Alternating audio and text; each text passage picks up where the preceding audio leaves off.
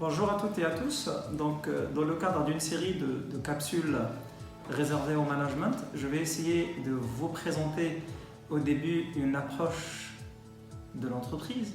Une approche, je dis, parce qu'il n'y a pas une seule, c'est l'approche économique. Et lorsqu'on dit l'approche économique, ça consiste essentiellement à définir l'entreprise comme étant une unité de production et de répartition. Pourquoi on dit une unité de production ?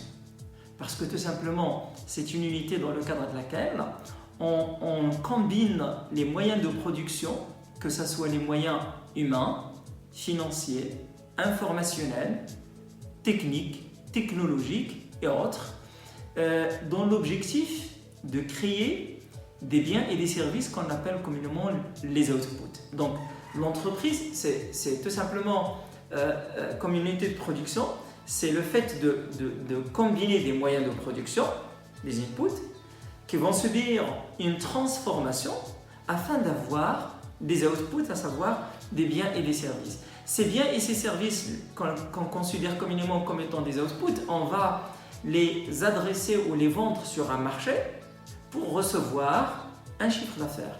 Ce chiffre d'affaires, il va être décomposé en deux.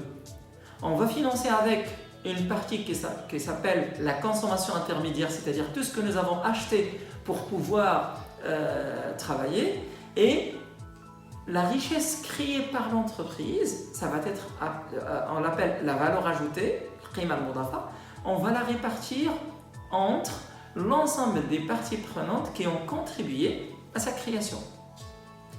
Et de ce fait, les salariés recevront leur salaire.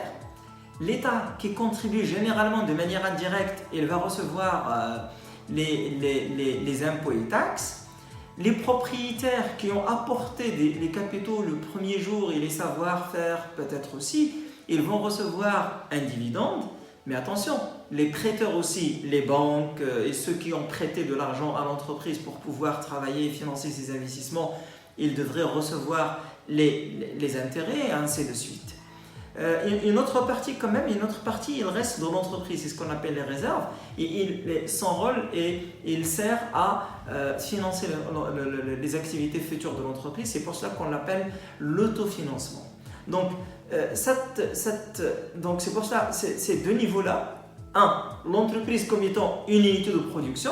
Le deuxième, le résultat de cette production va donner lieu à une répartition, et donc l'entreprise est une unité de production et de répartition. Mais attention, l'entreprise, il n'a pas que cette définition. Et cette approche, c'est une approche qu'on qualifie d'économique et qui est essentiellement le résultat des travaux des auteurs qu'on appelle les auteurs de l'école classique.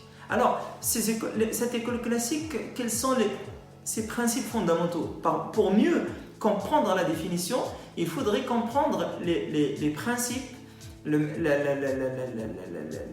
corpus théorique ou les fondements de cette école. Alors, un des principes fondamentaux de cette école, c'est qu'il considère le fonctionnement de l'entreprise ou ses modes de gestion en interne. C'est-à-dire qu'il considère l'entreprise comme étant une entité qui peut vivre en autarcie.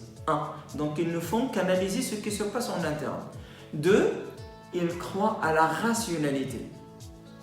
3, ils pensent qu'ils peuvent atteindre un profit maximum. D'ailleurs, parmi les auteurs fondateurs de cette école, il y a Frédéric Taylor, il y a Henry Ford, Fayol et Max Weber, que nous aurons le soin de traiter dans une autre capsule, Inch'Allah. Salut.